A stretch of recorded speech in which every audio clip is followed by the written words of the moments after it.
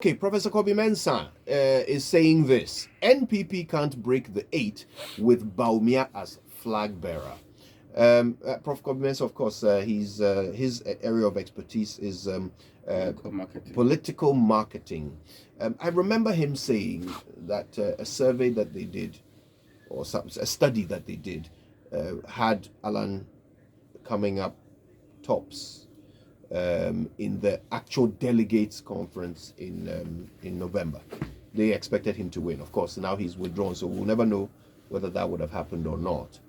But now he's saying NPP cannot break the 8 with Bawumia as flag bearer. So his suggestion here is that the general electorate will not choose Bawumia. I mean, I agree that the NPP has an uphill task, no matter who they pick as flag bearer. Breaking the 8 is difficult for so many reasons, apart from just the general convention that seems to be settling into Ghanaian politics that everybody gets 8 years. Apart from that, which, I mean, and by the way, the hardest thing to change in Ghana is the convention. So that in itself is hard. But then you also have the current situation, which was created by this government. So whoever they put forward, is going to have a tough time convincing Ghanaians to give them even more time in leadership. So I can see a more general difficulty for this party. I don't know whether if it's Bawumia, then it will become even more difficult. I think it is fashionable to heckle Bawumia. I think it is. And maybe part of it is his own fault, because in the run-up, before they became the government, the party in power, every sweet promise came from him, and he was good at it. I mean, those lectures convinced the most level-headed academics and technocrats that this man knew exactly what he was saying. Now there is a debate about whether, as vice president, it is what he said that this government did. I'm not going to go into that debate. What I'm going to say is that since the promises came from him, the failures are associated with him.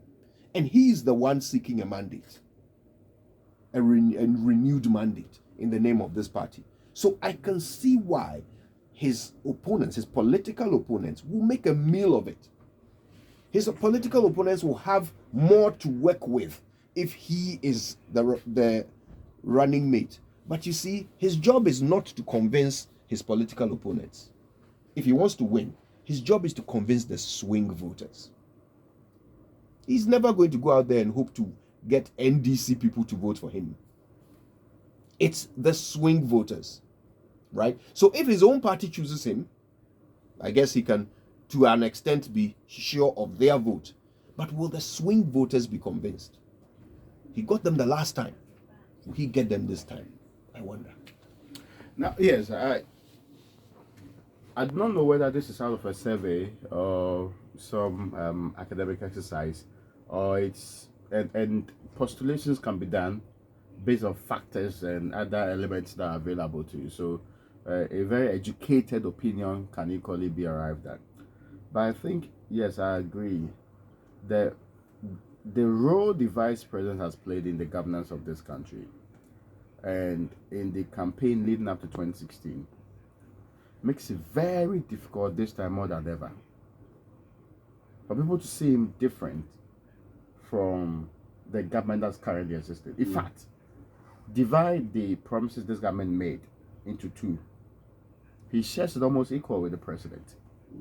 So it's very, compared to somebody like Alan Martin, you cannot really attach many of the promises to him like the way, and it's very easy to get a tape of the vice president too. So all of those factors make it easy to campaign on, but nobody can dispute the fact that politics is a very complex, varied space.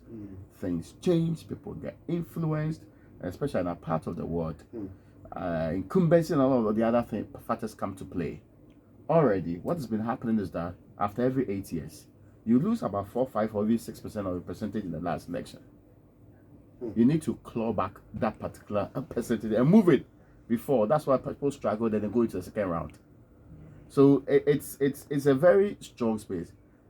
the key question is, if you are determining the future of the MPP against this backdrop, you're already in the ditch of a sword.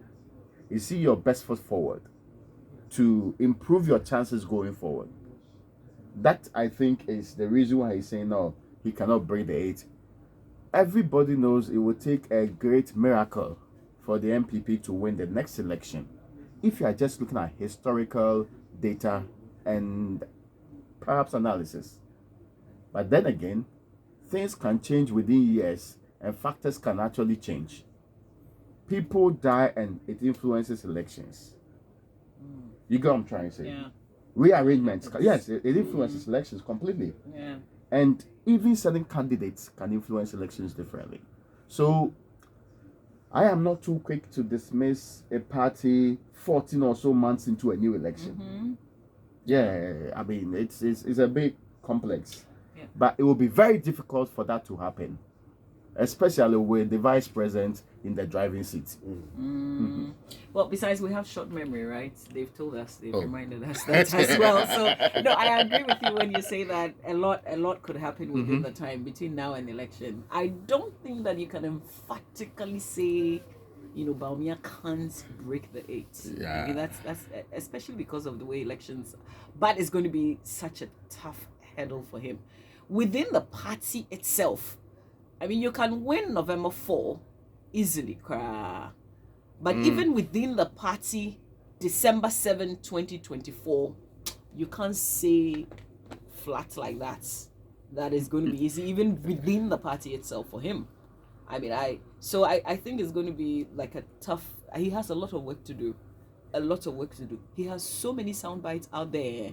Sometimes when you hear those promises, those sweet messages that he gave, now Acquah. So I don't know what's going to happen, but I wish him well with it.